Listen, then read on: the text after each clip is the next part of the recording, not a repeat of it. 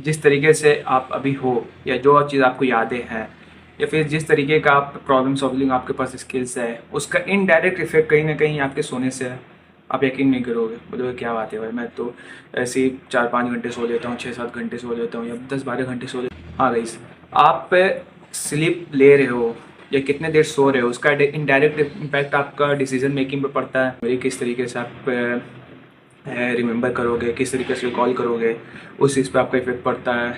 आपका decision making पे effect पड़ता है, आपका प्रॉब्लम सॉल्विंग स्किल पे इफेक्ट पड़ता है, आपका आप जैसे कि डिसीजन मेकिंग को कंट्रोल करता है। कैसे करता है? अगर आप अच्छे स्लीप ले रहे हो तो आप ये सब चीज़ें बेटर रहोगे। अगर आप पुअर स्लीप ले रहे हो तो आप देखो कि आप डिसीजन मेकिंग अच्छे से नहीं कर पा रहे हो, मतलब समझ रहे हो, फोकस अच्छे से नहीं कर पा रहे हो। आप जैसे कि बहुत सारे लोग का ये भी मानना होता है आप लोग में से कि भाई मैं सो रहा हूँ तो वो तो मतलब मैं सोया हुआ रहता हूँ, मुझे पता भी नहीं चलता कि कुछ हो भी रहा होता है ब्रेन में। नहीं, एक्चुअली क्या होता है कि आप जब स्लीप सो रहे हो वो ब्रेन रेस्ट नहीं कर रहा होता है, ब्रेन एक्टिव परफॉर्मेंस कर रहा होता है। आपका जो भी आपने दिन भर में आप देखे हो या फिर करे हो उसको ब्रेन आप रिकॉल कर रहा होता है, ब्रेन उसे ऑर्गेनाइज कर रहा होता है। समझ रहे हो? सो रहे होते हो वहाँ पे ब्रेन एक्टिव प्रोसेसिंग मोड में होता है, वो हर एक चीज़ को किस तरीके से स्टोर करना है, किस तरीके से ऑर्गेनाइज करना है, समझ रहे हो, वो कर रहा होता है। और ये भी मतलब दो तरीके के होते हैं। सोने के समय ब्रेन काफ़ी इन्फॉर्मेशन को स्टोर करता है, काफ़ी इन्फॉर्मेशन को प्रोसेस करता है, कौन सा इन्फॉर्मेशन को याद रखना, कौन सा इन्फॉर्मेशन को भूल जाना है या फिर कौन सा इंपॉर्टेंट ज़रूरी है, वो जिस तरीके से आपने सब कॉन्शियस माइंड में आपके होंगे या फिर कॉन्शियस माइंड में होंगे उस तरीके से वो चीज़ ऑर्गेनाइज कर देता है।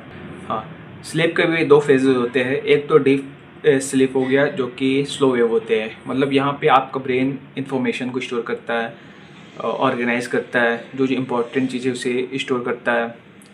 और दूसरा होता है रेम स्लीप। यहाँ पे क्या होता है कि ब्रेन जैसे कि ड्रीम आपने कोई देखा है या फिर आपने कोई सपना देखा है, वो सपने में आपने क्या देखा है क्या नहीं देखा है, उससे अब जैसे कि सपने से क्या होता है, वहाँ पे आप प्रॉब्लम सॉल्विंग स्किल आपका इम्प्रूव होता है, क्रिटिकल थिंकिंग आपका बढ़ता है, अगर कुछ आप क्रिएटिविटी आपका बढ़ता है उस सपने से।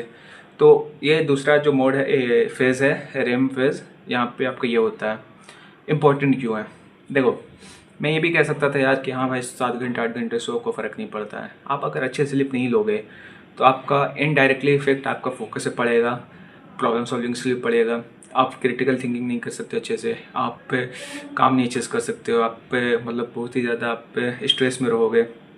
तो उससे बेटर क्या है कि आप अच्छे से स्लीप करो, 7-8 घंटे 6-7 घंटे का आप अच्छे से स्लीप लो। एंड यार लाइक और भी मतलब बहुत चीज़ में मैं ऐड कर सकता था, तभी तो टाइम नहीं है। तो आज के लिए इतना ही, मिलता हूँ नेक्स्ट वीडियो में, तब तक के लिए बाय बाय।